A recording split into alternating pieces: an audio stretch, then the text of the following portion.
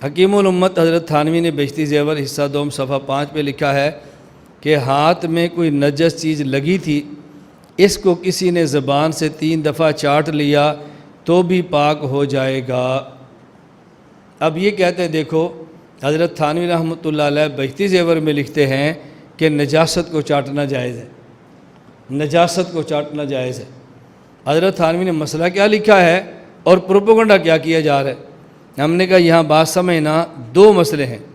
ایک مسئلہ یہ ہے، اگر ہاتھ پر نجاست لگ جائے اور جس انگلی پہ نجاست لگی ہے اس کو زبان سے 3 مرتبہ چاٹ لیا جائے، انگلی پاک ہوگی یا انگلی پاک نہیں ہوگی؟ ایک مسئلہ۔ دوسرا مسئلہ، انگلی پر نجاست لگی ہو تو کیا اس نجاست کو زبان سے چاٹنا جائز ہے یا جائز نہیں؟ اس کو پاک زبان سے کرنا چاہیے تھوک سے، یا اس کو پاک پانی سے کرنا چاہیے؟ یہ مسئلہ الگ ہے۔ اب غیر مقلدین جس مسئلے کی مخالفت کرتے ہیں تو ہمارا سوال یہ ہے کہ یہاں 2 مسئلے ہیں، تمہیں کون سے مسئلے سے اختلاف ہے؟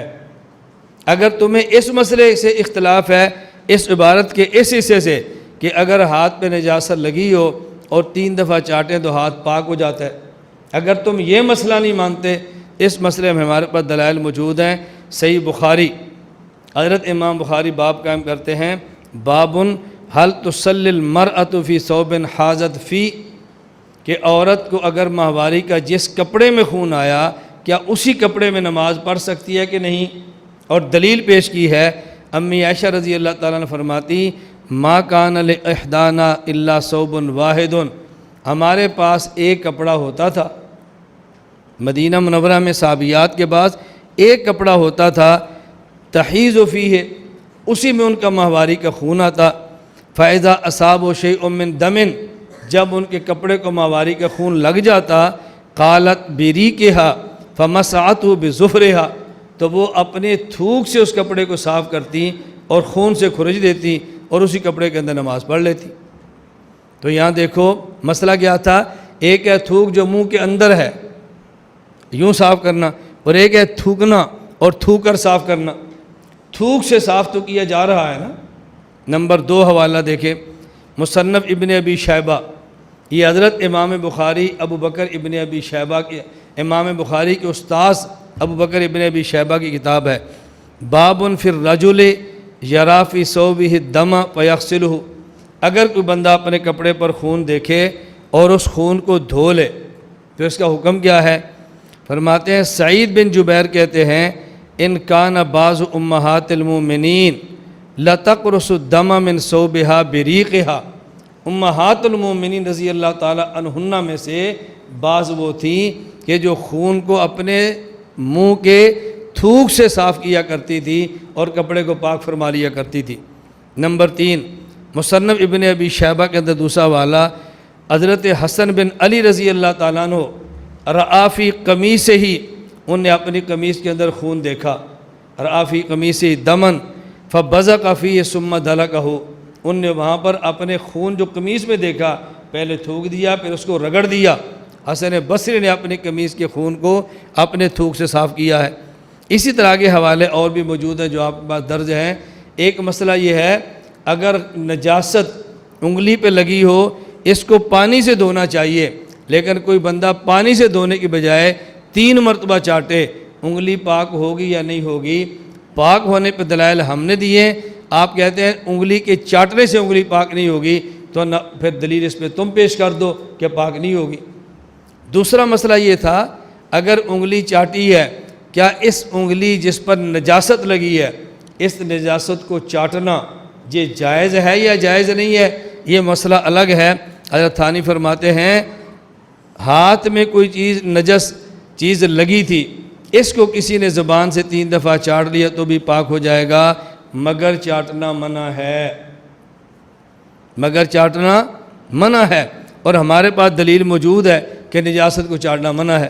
قرآن کریم میں ہے، یا ایھا الذین آمنوا انما الخمر والمیسر والانصاب والازلام رجس من عمل الشیطان فاجتنبوہ، نجاست سے بچنا چاہیے، نجاست کے قریب نہیں جانا چاہیے۔ تو جب نجاست سے بچنا ضروری ہے تو نجاست کو انگلی سے چاٹنا کیسے جائز ہوگا؟ تو حضرت تھانوی یہ نہیں فرماتے کہ جائز ہے، وہ فرماتے ہیں ناجائز ہے، لیکن مسئلہ یہ ہے انگلی صاف ہو جائے گی یہ صاف نہیں ہو گئی، یہ مسئلہ بالکل الگ تلگ ہے۔ یہ مسئلہ پیش ضرورت کیوں ہوئی لکھنے کی؟ اس کی وجہ دیکھیں، ہمارے یہاں دیہاتوں میں کئی بار ایسا ہوتا ہے کہ عورت کے ہاتھ میں سوئی ہوتی ہے، سوئی میں دھاگا ہوتا ہے، کپڑے کو سی رہی ہوتی ہے اور سوئی انگلی پہ لگے نا خون نکلے، وہ اٹھ کے دوڑ پر دھونے کی بجائے فوراً اپنے خون کو چوستی ہے اور پھینک دیتی ہے۔ اب دیکھو اس نے چوسا، انگلی تو پاک ہو گئی، اب اس کے بعد اس کے منہ میں چونکہ خون تھا تو منہ ناپاک ہو گیا، وہ تھوک کے باہر پھینک دیتی ہے، پھر تھوک تیسری بار پھر پھینکتی ہے، دوسری بار تیسری بار پھر پھینکتی ہے۔ تو جو منہ کے اندر خون نجس تھا ایک بار پھینکا، پھر تھوک دوسری بار پھینکی، پھر تیسری بار پھینکی، تو منہ کے اندر تو نجاست کا نام و نشان ہی نہیں رہ گیا، اب منہ تو ناپاک نہیں ہوگا۔ یہ چونکہ ایسی صورتحال پیدا ہوتی ہے، اس لیے حکیم الامت حضرت تھانوی نے مسئلہ لکھ دیا ہے تاکہ پیش آ جائے تو کیا کرنا چاہیے۔ اور میں سمجھانے کے لیے ایک مثال اور دیتا ہوں، دیکھو اب اگر کوئی بندہ آپ سے پوچھے کہ جی مسجد میں کوئی بچہ چلا گیا اور مسجد میں بچے نے پیشاب کر دیا اور پھر اس پیشاب کو دھو دیا گیا تو مسجد پاک ہو گئی، اب اس پر کوئی اعتراض کر دیکھو جی مولانا صاحب کہتے ہیں کہ بچوں کو مسجد میں لاؤ تاکہ وہ پیشاب کریں۔ بھئی ہم نے یہ کب کہا کہ بچے مسجد میں لاؤ تاکہ پیشاب کریں؟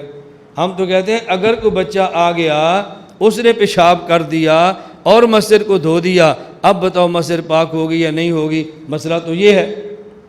ہم مسئلہ بتاتے ہیں کہ دیکھو اگر کوئی شخص مسجد میں معتکف تھا اور اعتکاف کے لیے لیٹا لیکن اس کے پاس بستر اس نے نہیں بچھایا، بغیر بستر کے سو گیا اور اس بندے کو احتلام ہو گیا جس کی وجہ سے مسجد کی چٹائی گندی ہو گئی، اب اس چٹائی کو بعد میں دھو دو، چٹائی پاک ہو جائے گی۔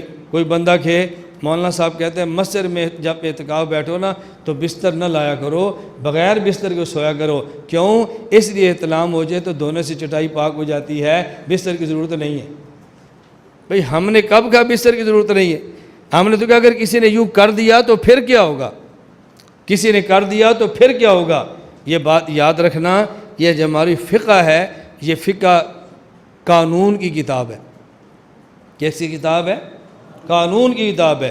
قانون کی کتابوں میں شکیں لکھی جاتی ہیں، اگر یوں ہوا تو یہ سزا، یوں ہوا تو یہ سزا، یوں ہوا تو یہ جرمانہ۔ اس کا معنی یہ نہیں ہوتا کہ یہ کام کرنے ہیں۔ اب ہمارے ہاں ٹریفک کے اصول ہیں، بھئی آپ سگنل توڑو گے تو جرمانہ، اب اس کا معنی ہے کہ آپ نے سگنل ضرور توڑنا ہے؟ بھئی وہ تو قانون بتایا ہے، اگر توڑا تو جرمانہ ہوگا، نہیں توڑا تو نہیں ہوگا۔ کوئی بندہ کہے جی بھئی تو نے سگنل کیوں توڑا ہے؟ اس لیے کہ ٹریفک قوانین میں لکھا ہوا ہے کہ جب توڑو گے تو جرمانہ ہوگا، دیکھو میں نے توڑا، میں جرمانہ دے دیتا ہوں۔ میں نے تو اسے لکھا کہ قانون کی کتاب میں تھا۔ بھئی قانون کی کتاب میں قانون بنائے جاتے ہیں اور مسئلے لکھ دیے جاتے ہیں، اگر ایسا ہو گیا تو یوں کرنا، اگر ایسا ہو گیا تو یوں کرنا۔ اس کا معنی ترغیب نہیں دی جاتی کہ تم نے یوں ضرور کرنا ہے۔ بس ان کو دھوکہ یہاں سے پیدا ہوا کہ چاہے تھانی فرماتے کہ نہیں تم نے ضرور چاٹنا ہے۔